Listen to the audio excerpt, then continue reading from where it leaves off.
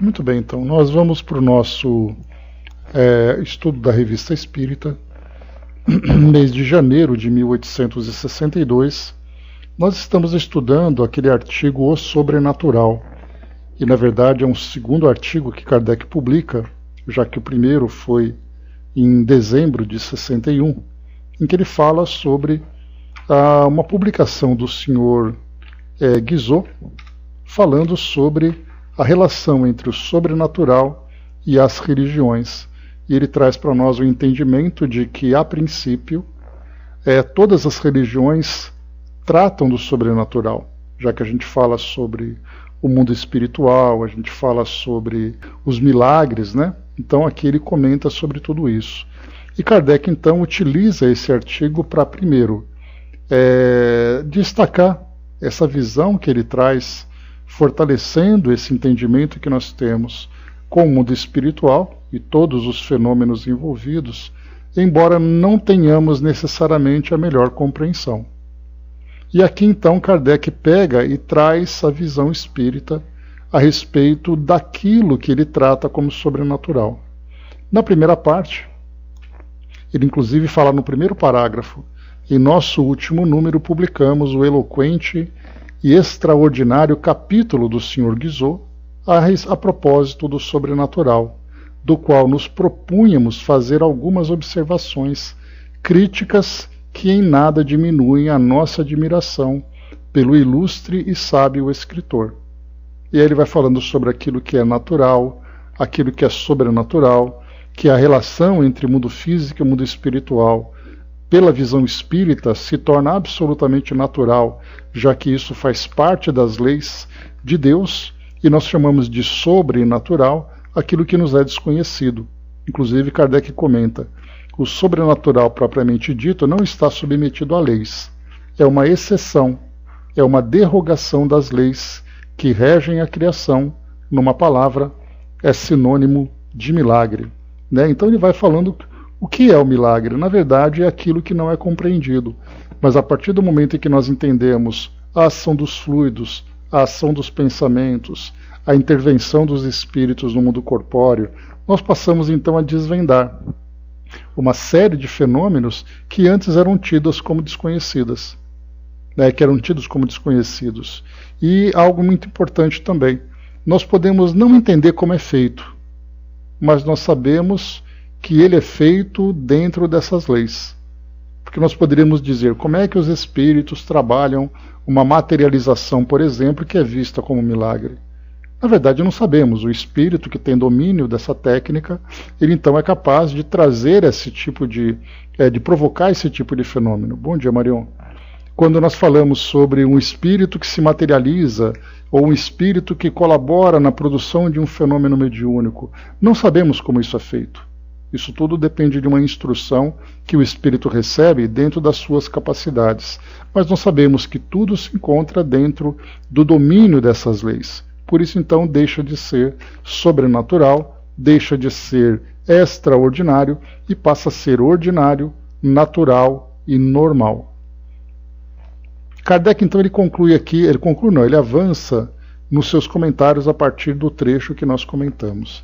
Ele diz assim: se restringirmos a natureza ao mundo material, visível, é evidente que as coisas do mundo invisível serão sobrenaturais. Mas estando o mundo invisível, estando o mundo invisível, ele também submetido a leis, parece-nos mais lógico definir a natureza como um conjunto de obras da criação, regidas pelas leis imutáveis da divindade. Se, como demonstra o Espiritismo, o mundo invisível é uma das forças, um dos poderes que regem sobre a matéria, representa um papel importante na natureza, razão por que os fenômenos espíritas, para nós, não são sobrenaturais, nem maravilhosos, nem miraculosos. Por aí se vê que, longe de ampliar o círculo do maravilhoso, o Espiritismo tende a restringi-lo e mesmo fazê-lo desaparecer. E aí então nós acrescentamos também aqui que o fato do Espiritismo deixar de tratar aquilo que é desconhecido como maravilhoso e sobrenatural não diminui a sua importância. Porque muitas vezes a ideia que se tem é que nós vamos então fazer com que o milagre seja uma ação direta de Deus. E se eu falo que Deus não quebrou as suas leis, dá a impressão de que eu estou dizendo, não, Deus não tem importância mais. Na verdade está tudo dentro exatamente do círculo de domínio dessas leis criadas por Deus. É que o milagre, dentro da nossa visão, ele faz com que nós nos tornemos de alguma forma especial. Porque o milagre aconteceu. E na verdade nós estamos ali vendo que todos nós somos especiais e que temos ali, todos nós submetidos a essas leis, temos a oportunidade de viver esses momentos especiais que nos auxiliam de alguma forma na nossa evolução. Kardec segue então dizendo: dissemos que o Sr. Guizot acredita no sobrenatural, mas no sentido miraculoso, o que de modo algum implica a crença nos espíritos e em suas manifestações.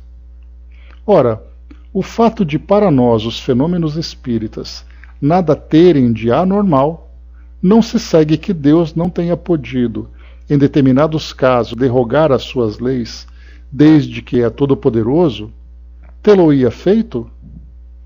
Não é aqui o lugar de examinar a questão. Para isso seria necessário discutir não o problema, mas cada caso isoladamente. Aqui interessante, né? Então, para saber qual fenômeno foi feito por Deus quebrando as suas leis e qual fenômeno está dentro das suas leis, teria que discutir cada caso e ficar debatendo ali o sexo dos anjos. Porque é uma coisa que nós não sabemos, porque o que se manifesta para nós como fenômeno, ele é tratado nos bastidores do mundo espiritual como algo dentro das leis naturais. Então não adianta nós queremos julgar um determinado evento a partir daquilo que nós vemos. Nós temos que entender a forma como tudo isso aconteceu e, mais ainda, o porquê disso ter acontecido. Então Kardec diz para nós: ora, colocando-nos do ponto de vista do Sr. Guizot, isto é, da realidade dos fatos miraculosos, vamos tentar compreender a consequência que daí ele tira, a saber que a religião não é possível sem o sobrenatural, que foi o que ele disse, né? Ele disse que a religião, ela depende desse sobrenatural. E ele diz assim, Kardec, e ao contrário, provar que de seu sistema resulta o aniquilamento da religião. Então quer dizer que se eu tirar o sobrenatural, a religião deixa de existir. Então eu preciso vivenciar esse fenômeno, ele precisa existir para me causar essa impressão. A partir do momento em que eu vejo isso como natural, pronto, a religião perde o seu efeito. E Kardec vai mostrar exatamente o contrário, que não é o fenômeno que faz a religião existir, é o entendimento, a compreensão daquilo que vai além do nosso mundo material. E ele segue: o Sr. Guizot parte do princípio de que todas as religiões se fundam no sobrenatural. E isto é certo, se como tal, entendermos o que não se compreende. Mas se remontarmos ao estado dos conhecimentos humanos na época da fundação de todas as religiões conhecidas, veremos quão limitado era o saber dos homens em astronomia, física, química, geologia, fisiologia, etc.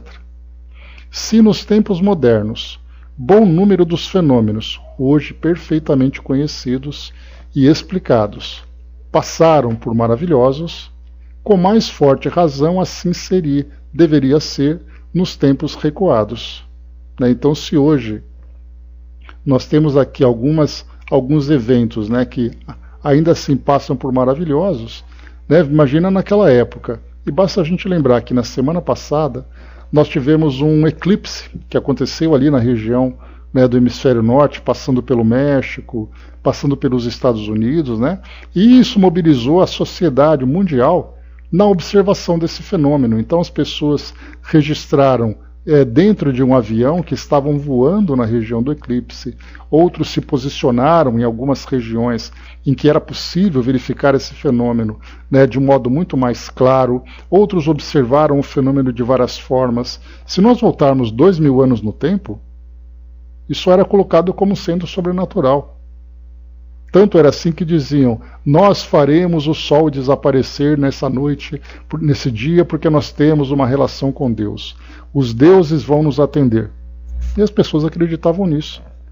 Hoje nós ficamos impressionados com o fenômeno em si, pelo fato dele ser grande, pelo fato dele ser especial dentro dos movimentos naturais que nós encontramos. Os meteoros em Sergipe é a mesma coisa.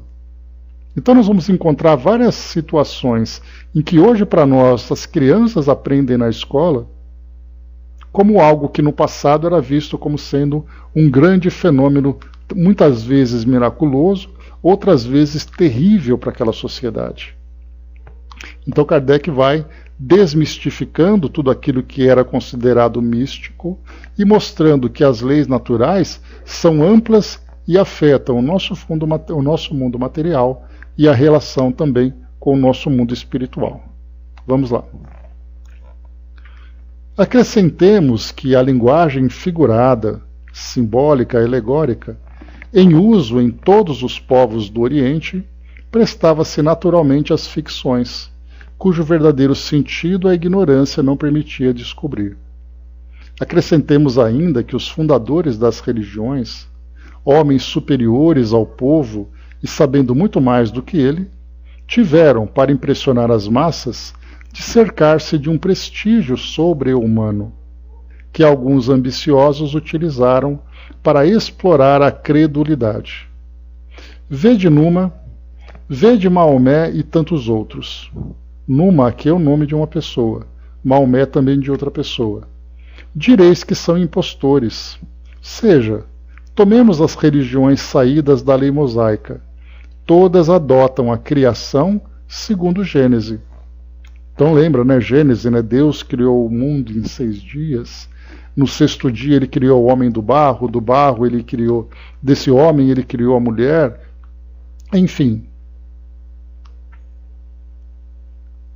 Ora, haverá com efeito algo mais sobrenatural do que essa formação da terra, tirada do nada, arrancada do caos, povoada por todos os seres vivos, homens, animais e plantas, todos formados e adultos, e isso em 6 dias, 24 horas, como num golpe de mágica?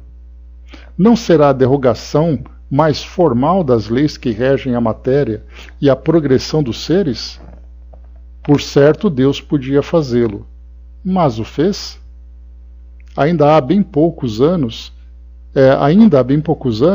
isso era afirmado como artigo de fé, mas eis que a ciência repõe o fato imenso da origem do mundo na origem das coisas naturais, provando que tudo se realizou segundo as leis eternas.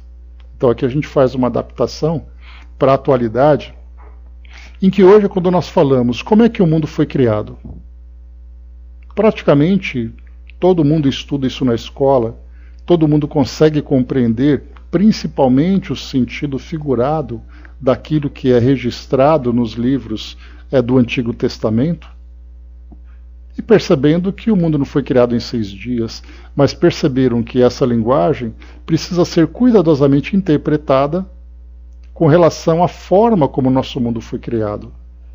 Mas, ainda por incrível que pareça, nós encontramos na atualidade aqueles que defendem a criação miraculosa, mostrando o poder de Deus dentro daquilo que se encontra escrito nesses livros, derrogando exatamente tudo aquilo, derrubando, rejeitando tudo aquilo que a ciência traz, dizendo, não, a ciência está errada, é a Bíblia que está certa.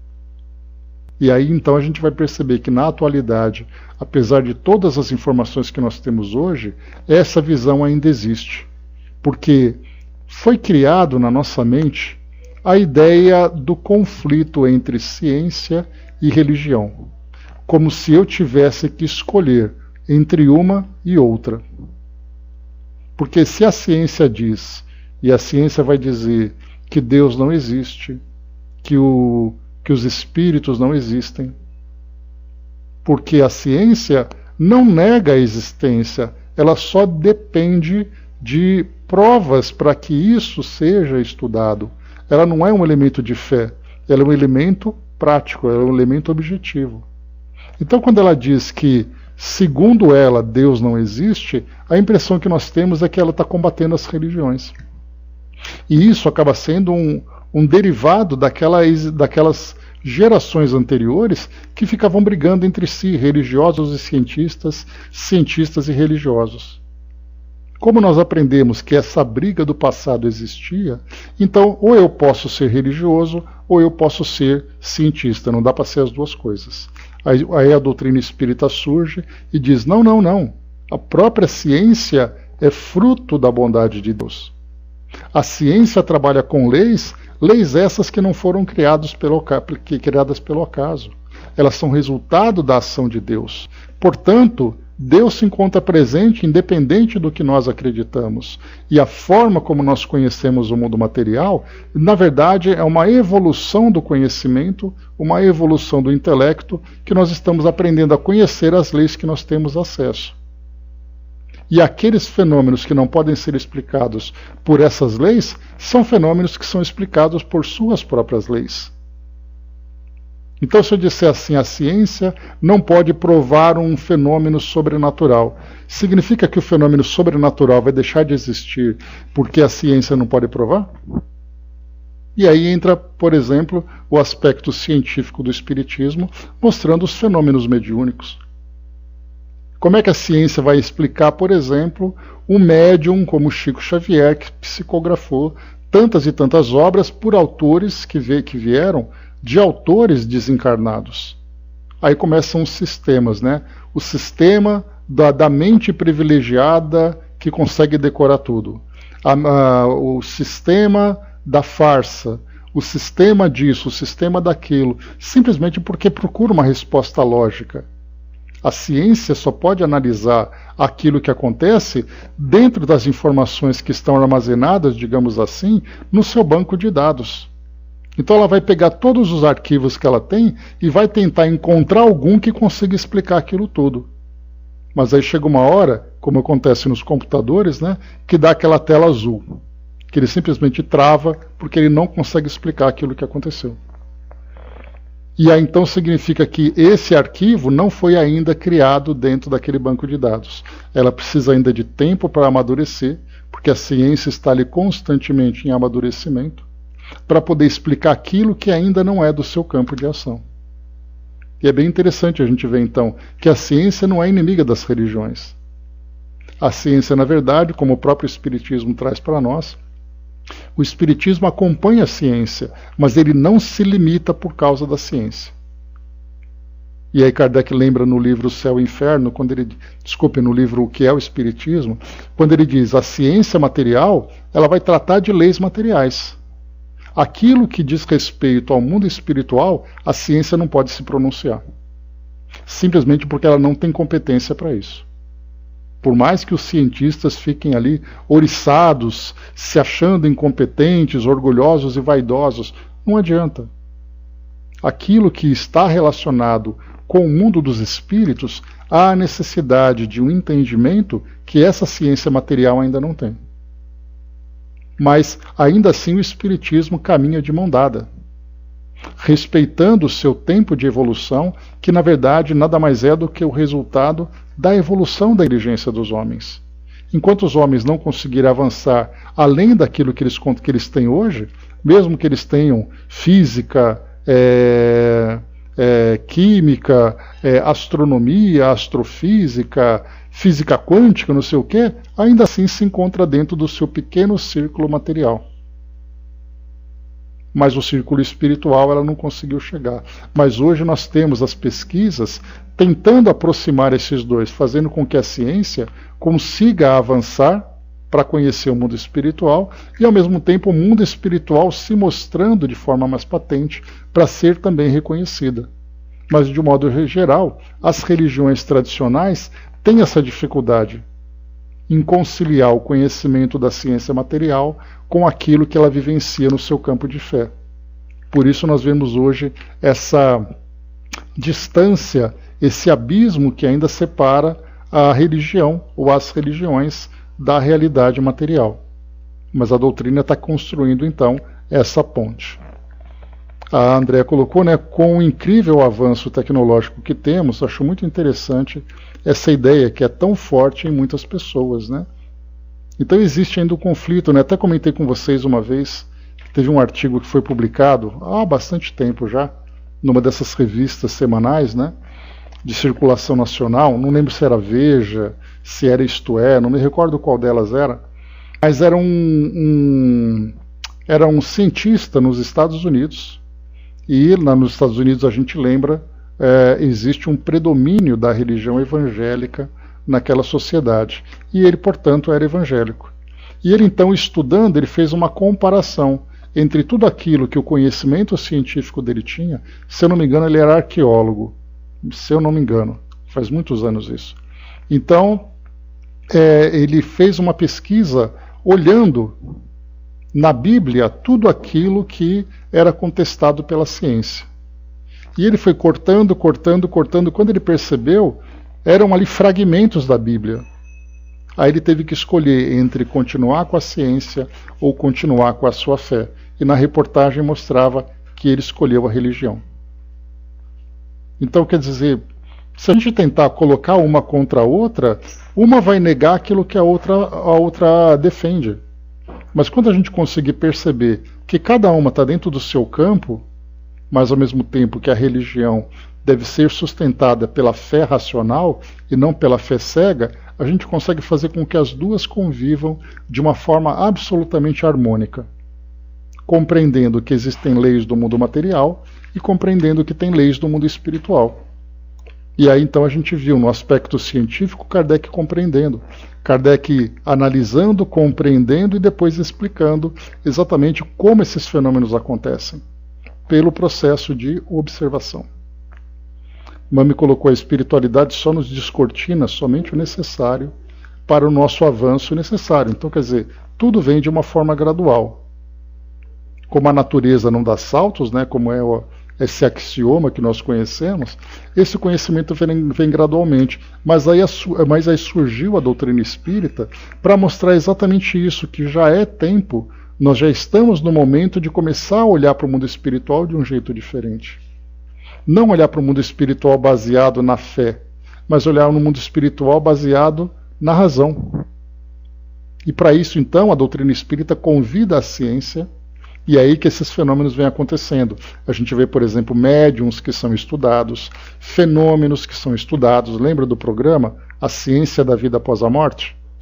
Onde nós temos ali mestrados, doutorados que são conquistados estudando exatamente esses fenômenos. Analisando um fenômeno mediúnico, analisando uma experiência de quase-morte, analisando lembranças de supostas vidas passadas. Então, quer dizer, enquanto está ali no campo da suposição, o que esses cientistas, esses pesquisadores estão mostrando é que o fenômeno é real. Por exemplo, quando se estuda esse fenômeno de lembranças de existências passadas, ou supostas existências passadas, já que não é possível afirmar, eles começam a coletar informações de várias pessoas. E aí então o que eles apresentam no resultado do trabalho é que esses relatos são reais.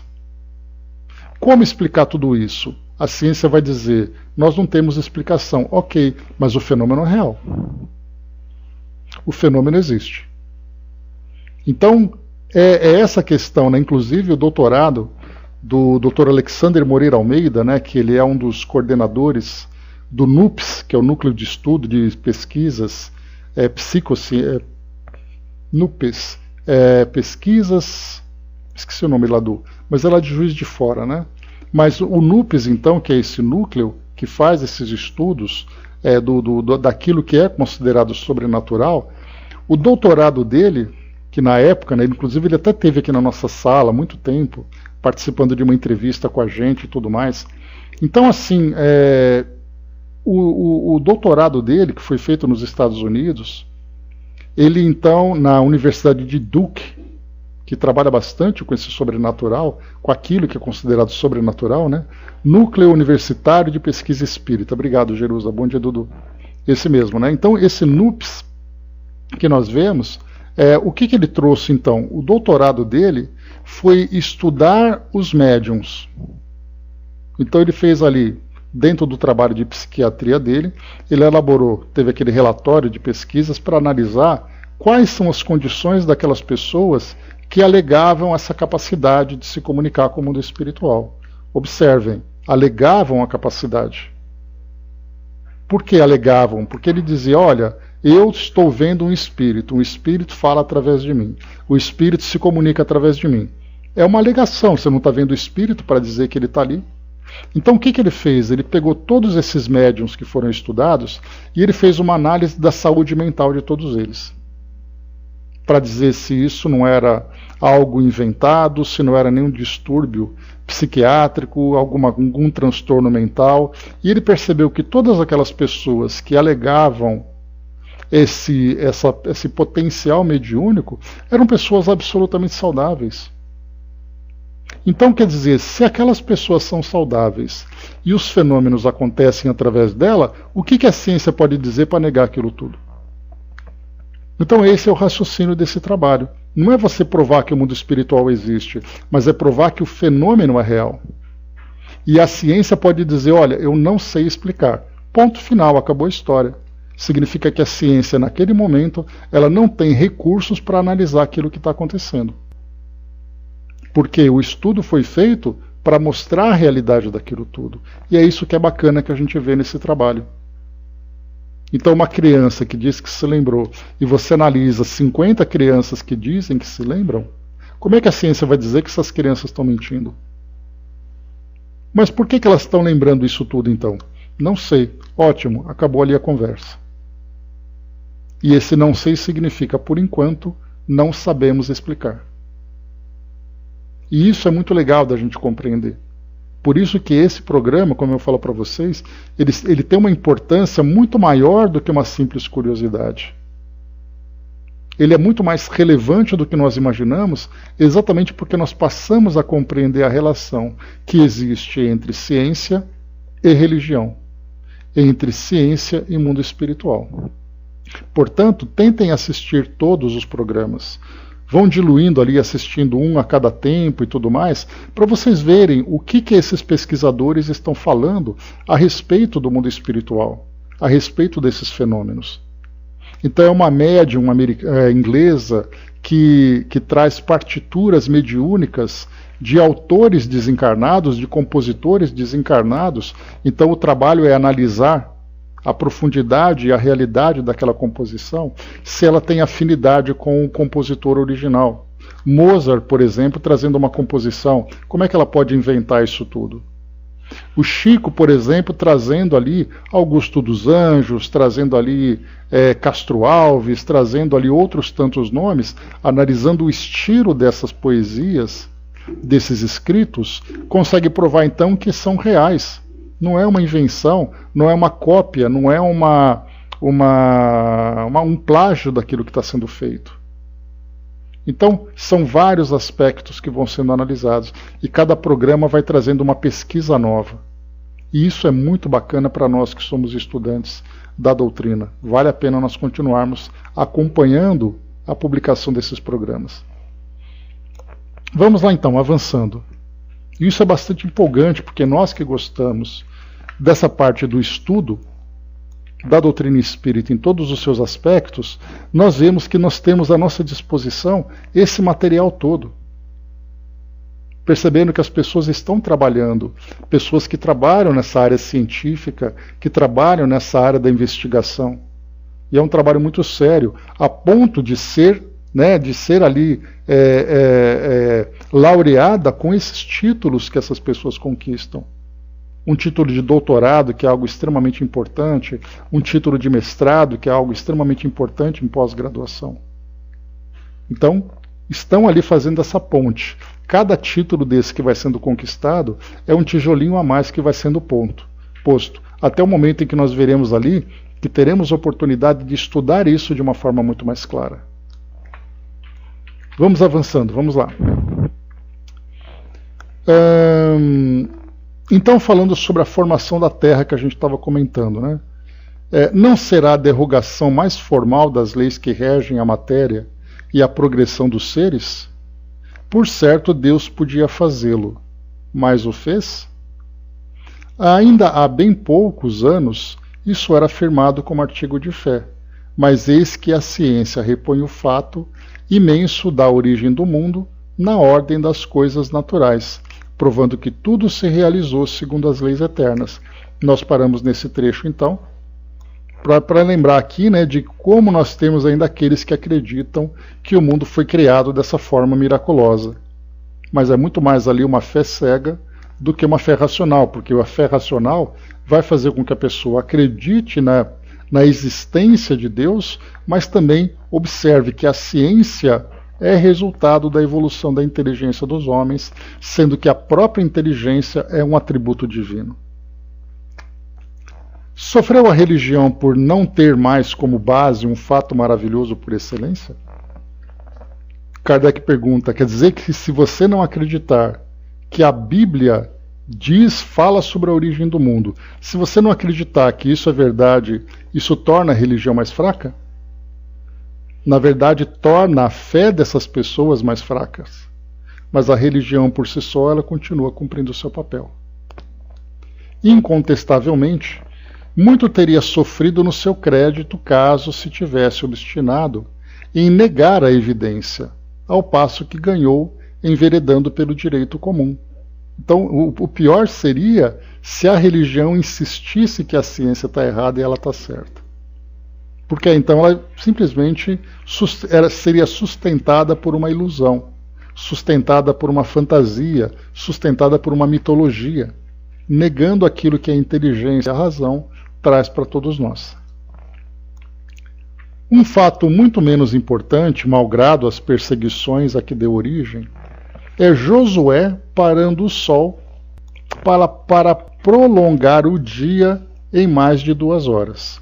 Então aqui é uma passagem do Antigo Testamento, para quem não se lembra, em que haveria um grande combate entre o exército que era ali sustentado por Deus e outras tribos que eram contra ele.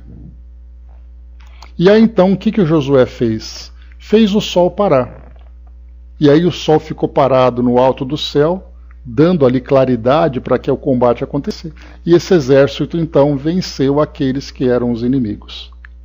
Esse fato ele deu uma origem muito interessante, é que eu acabei não pegando aqui para poder ler para vocês depois, mas eu vou pesquisar acabando aqui e eu coloco lá no nosso grupo qual é exatamente a passagem desse livro que conta esse fato, tá? Ou essa história, né?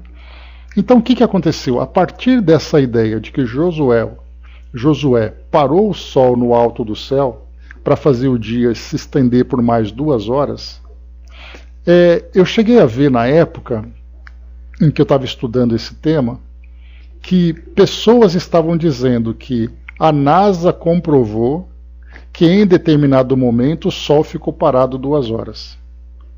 Mas aí algo curioso. Esse fato, dizendo na Bíblia que o Josué parou o sol, trouxe aquela crença de que é o sol que gira em torno da Terra. Quando então, assim como o Galileu, assim como Copérnico estavam afirmando que o sol era o centro do universo e não a Terra, ambos foram perseguidos pela igreja. Porque a igreja estava dizendo que o sol ficou parado no céu, e não que a Terra estava girando. Então isso gerou essas perseguições naquela época, né, em que a ciência estava ali se confrontando com a religião. E Kardec lembra exatamente esse evento, em que o Sol estava andando no céu e o Sol ficou parado. Aí então o Sol gira em torno da Terra e Josué conseguiu, por um milagre, fazer com que o Sol simplesmente parasse.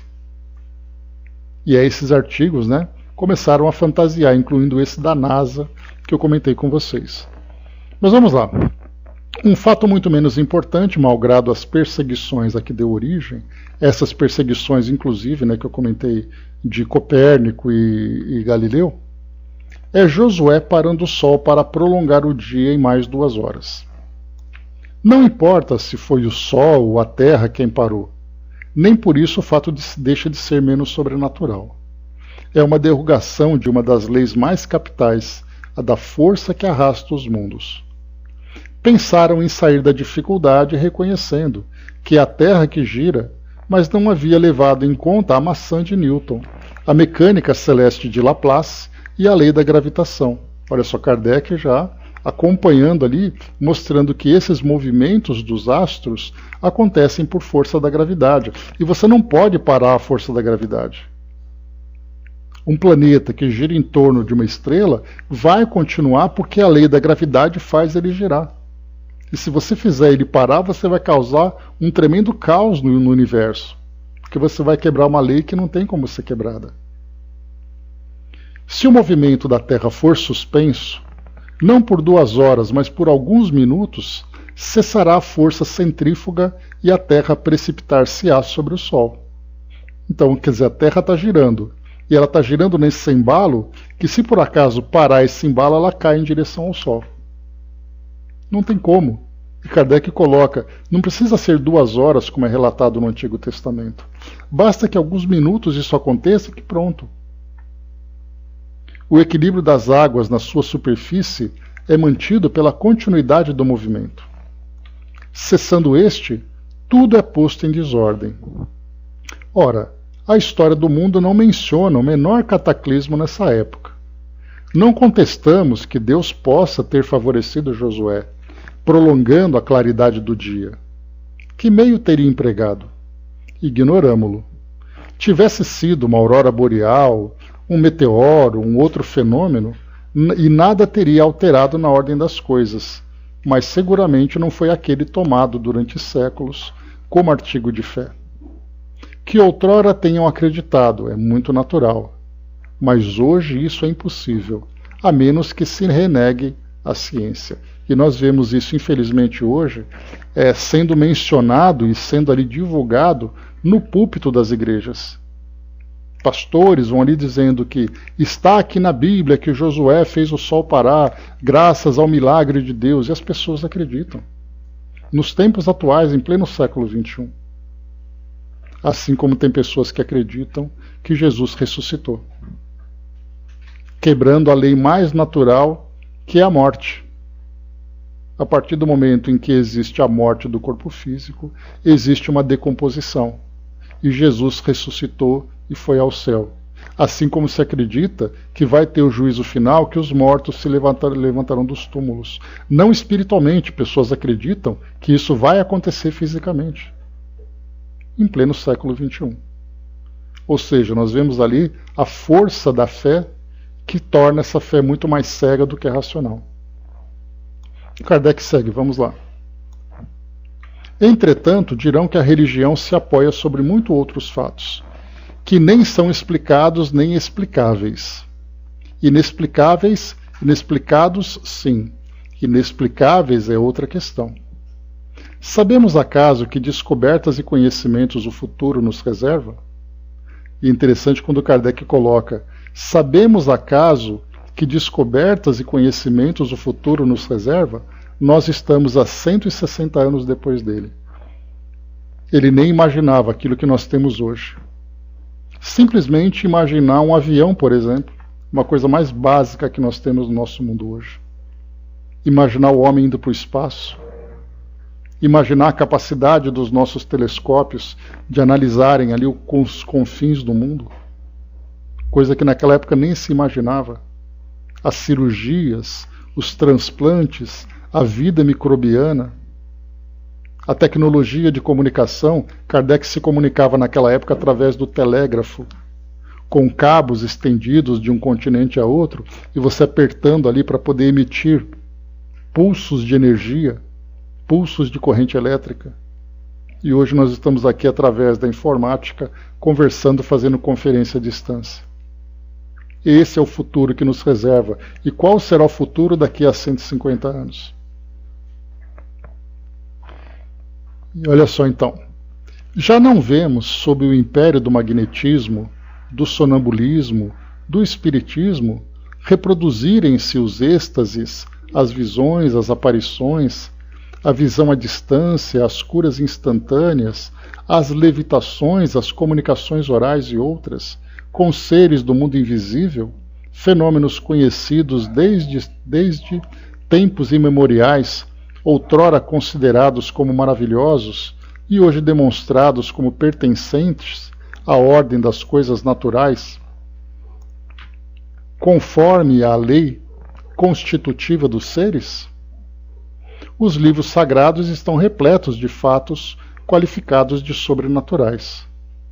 Como, porém, os encontramos análogos e até mais maravilhosos em todas as religiões pagãs da antiguidade, se a verdade de uma religião fosse depender do número e da natureza de tais fatos, não saberíamos muito qual delas seria mais importante. Então, quer dizer, todas as religiões têm registradas na sua história esses fenômenos.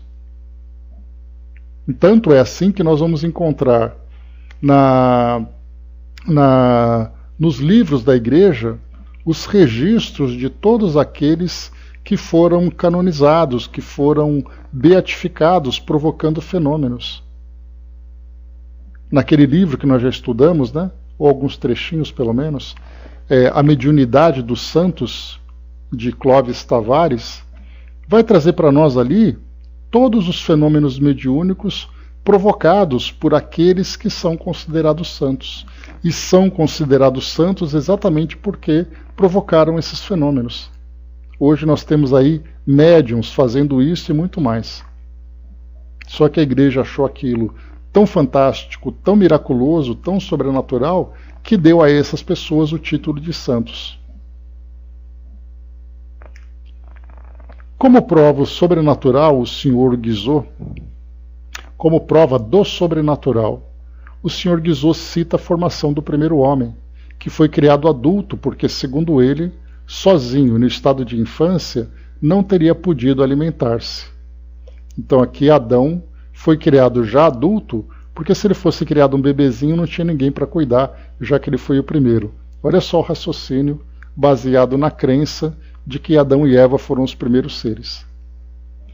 Mas se Deus fez uma exceção criando o adulto, não poderia ter feito outra, facultando à criança os meios de viver, e isso sem se afastar da ordem estabelecida?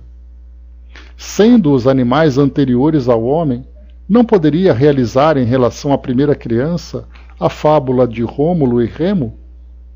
Rômulo e Remo, né, dentro dessa fábula, conta a história da fundação de Roma, esses dois que foram criados por uma loba. E aí já temos Mowgli também, né? Temos Tarzan, quer dizer, Tarzan criado pelos macacos, Mowgli criado pelos lobos, e assim vai, né? Então não seria mais fácil colocar essa criança que Deus criou, já que todos nós nascemos criança, para ser cuidado por esses animais? Não, foi mais fácil criar Adão adulto. E só ele, todos nós depois fomos criados crianças. Pois é, seria mais fácil, né? Dizemos a primeira criança quando deveríamos dizer as primeiras crianças, porquanto a questão de um tronco único para a espécie humana é muito controvertida.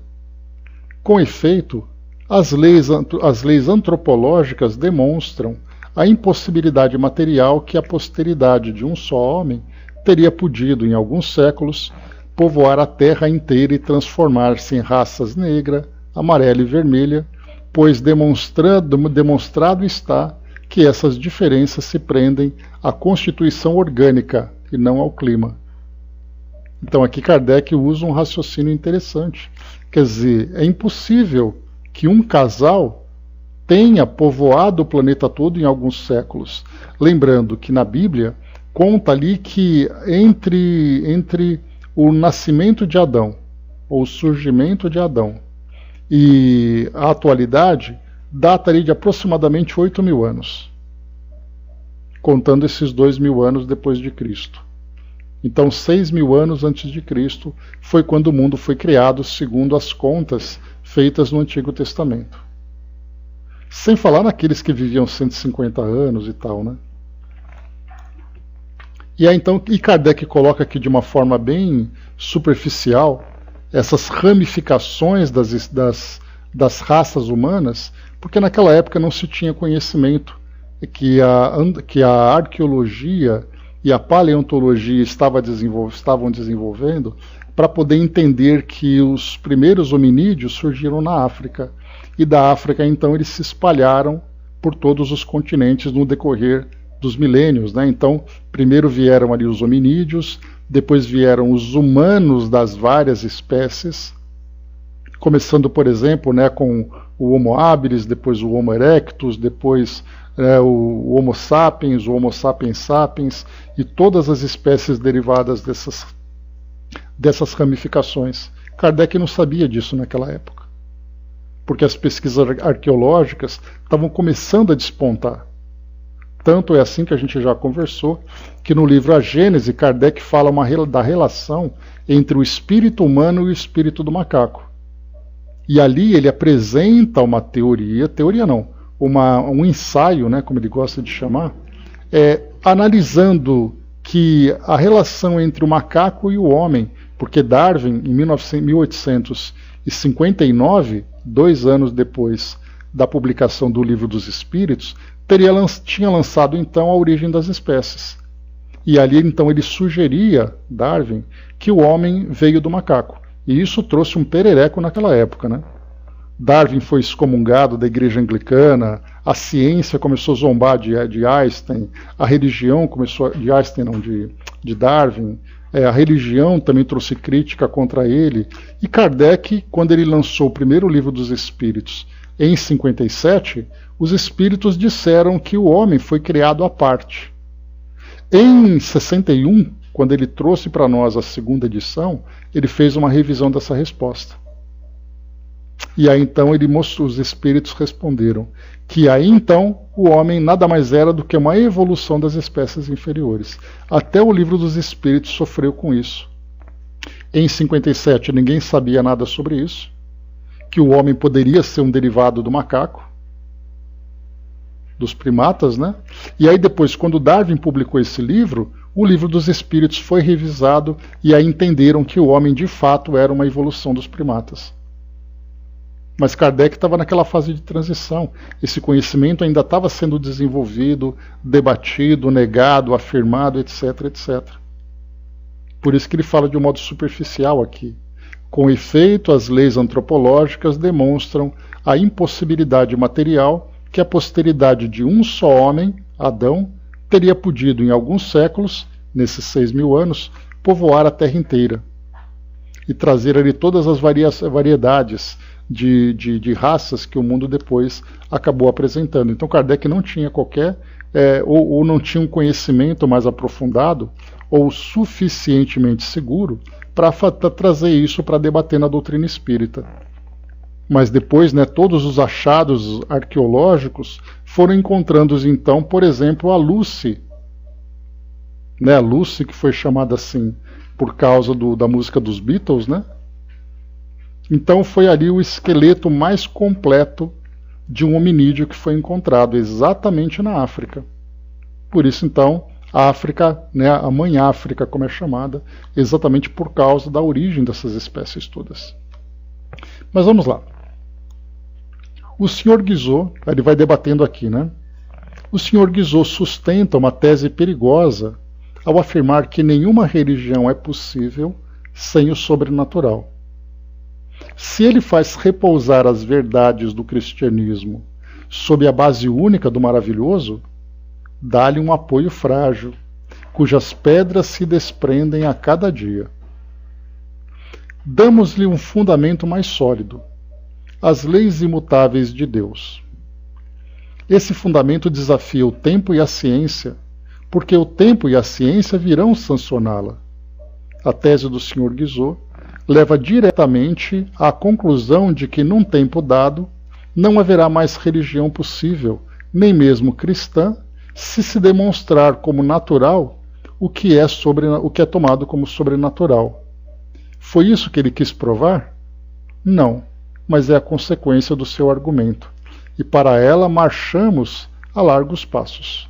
Então Kardec comenta que essa ideia de que uma religião depende essencialmente do sobrenatural e que quando o sobrenatural for tratado como natural, as religiões simplesmente perdem o sentido.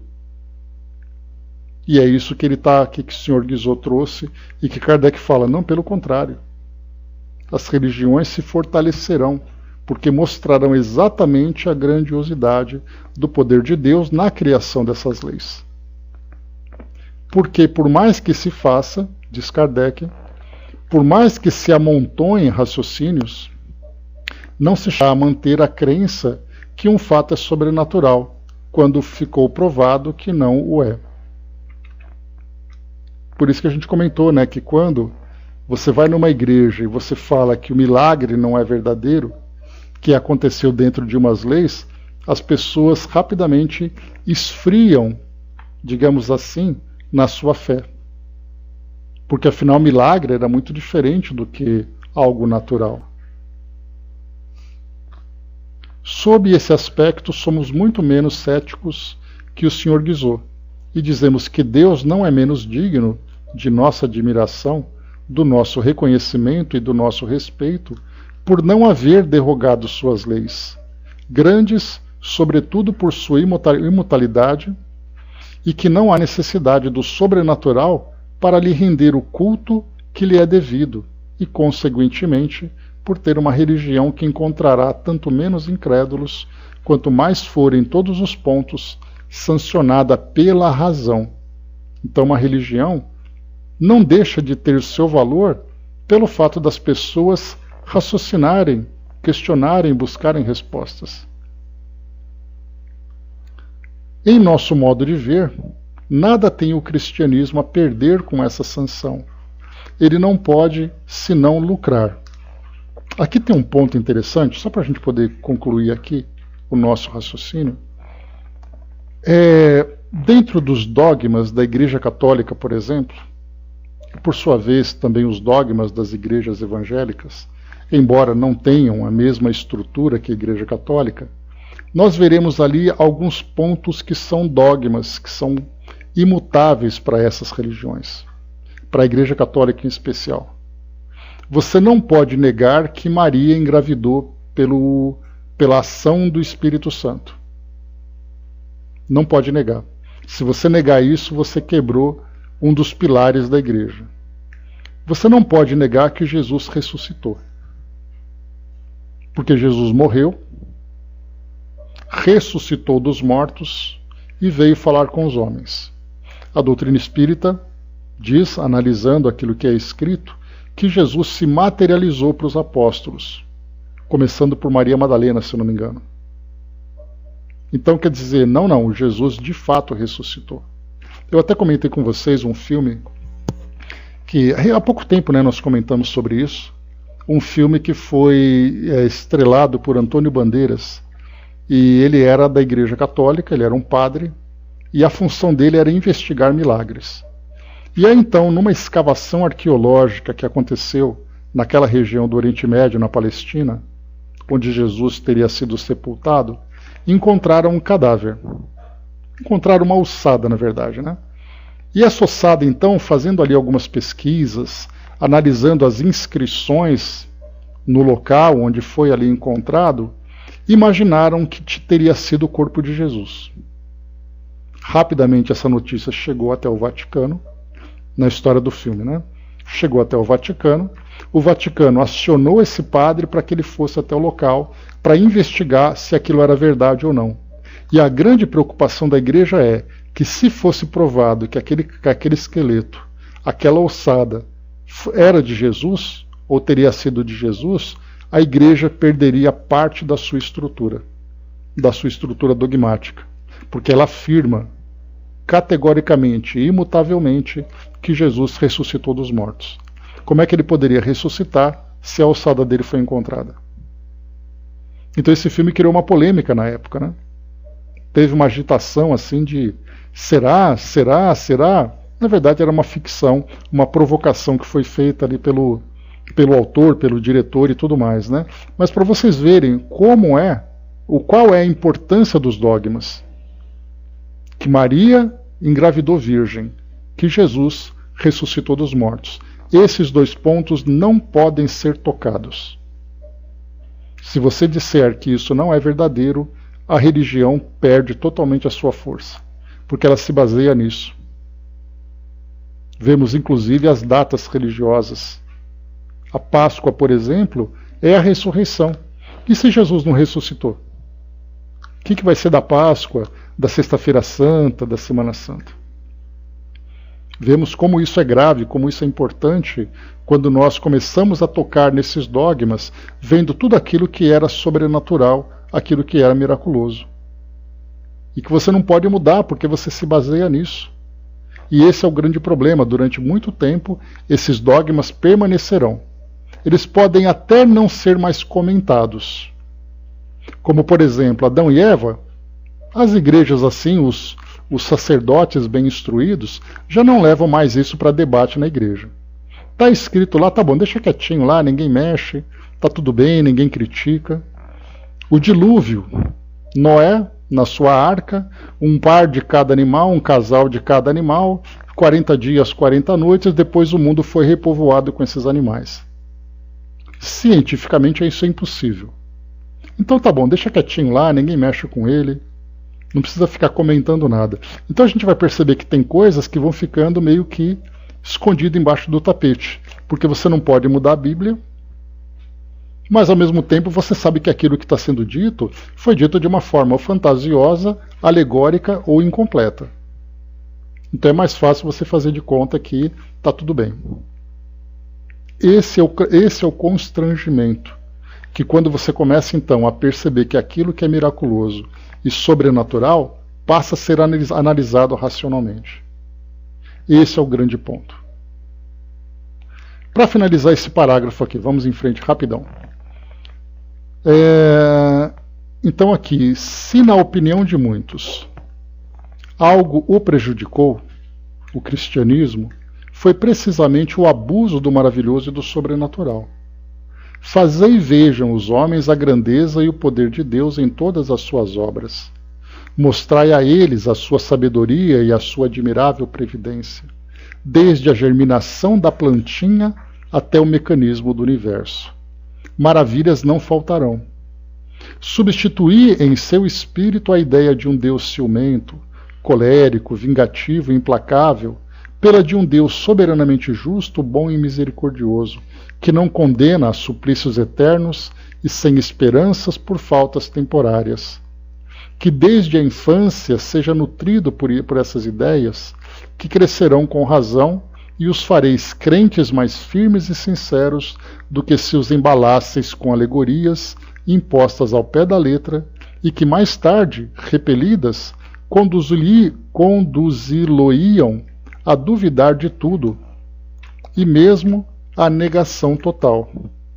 Se quiserdes manter a religião pelo só prestígio do maravilhoso, não haverá senão um meio, manter os homens na ignorância. Vede se isso é possível. À força de mostrar a ação de Deus somente nos prodígios e nas exceções, deixamos de mostrá-la nas maravilhas que espezinhamos. Então tá aí, gente, esse trecho aqui que nós lemos. Paramos aqui numa outra parte, depois a gente continua no próximo encontro. Que tem... Ah não, tá acabando já. Rapidinho, peraí.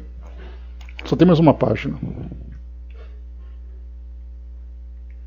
Certamente objetarão com o nascimento miraculoso do Cristo, que não poderia ser explicado pelas leis naturais, e que é uma das provas mais retumbantes de seu caráter divino, aquilo que a gente comentou agora, né? Que Jesus nasceu de uma mulher que era imaculada. Isso prova que Deus, que estava na terra, que é o próprio Cristo, nasceu de uma mulher imaculada. Não cabe aqui examinar essa questão, mas ainda uma vez não contestamos a Deus o poder de derrogar suas leis. O que questionamos é a necessidade absoluta dessa derrogação para o estabelecimento de uma religião qualquer. Dirão que o magnetismo e o espiritismo, reproduzindo fenômenos tidos por maravilhosos, são contrários à religião atual, porque tendem a retirar desses fatos o seu caráter sobrenatural. Mas que fazer se os fatos são reais? Não os impedirão, visto que tais fatos não constituem privilégio de um homem, mas se repetem no mundo inteiro. Outro tanto se poderia dizer da física, da química, da astronomia, da geologia, da meteorologia, numa palavra, de todas as ciências. A tal respeito, diremos que o ceticismo de muita gente não tem outra fonte senão a impossibilidade para eles desses fatos excepcionais. Negando a base sobre a qual se apoiam, negam tudo mais. Provai-lhe a possibilidade e a realidade desses fatos. Reproduzi-os aos seus olhos e eles serão forçados a acreditar. Mas isso é tirar do Cristo o seu caráter divino. Então preferis que eles não creiam em coisa alguma a acreditar em alguma coisa? Então só haverá esse meio para provar a divindade da missão do Cristo? Seu caráter não se destaca 100 vezes mais melhor da sublimidade da sua doutrina e do exemplo que deu de suas verdades, de suas virtudes? Se não vem esse caráter, senão nos fatos, nos atos materiais que ele realizou, outros não o fizeram semelhantes, como Apolônio de Tiana, seu contemporâneo? Por que então o Cristo o superou? Porque fez um milagre muito maior do que transformar a água em vinho, do que alimentar 4.000 homens com 5 pães, curar epiléticos, devolver a vista aos cegos e fazer andar os paralíticos. Esse milagre é o de ter mudado a face do mundo. É a revolução operada pela simples palavra de um homem saído do estábulo, durante 3 anos de pregação, sem nada haver escrito, auxiliado apenas por alguns pescadores obscuros e ignorantes. Eis o verdadeiro prodígio, aquele em que precisamos estar cegos para não ver a mão de Deus. Que os homens se persuadam dessa verdade, pois é a melhor maneira de os converter em crentes definitivos.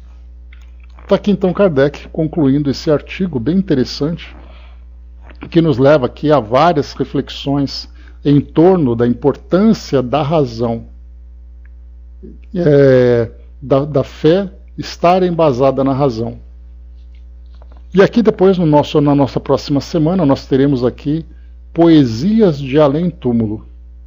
E aí Kardec vai trazer aqui algumas poesias que foram de além túmulo, psicografadas, e teremos depois aqui outros temas para a gente poder estudar na semana que vem. Então é isso, gente. Fechando aqui o nosso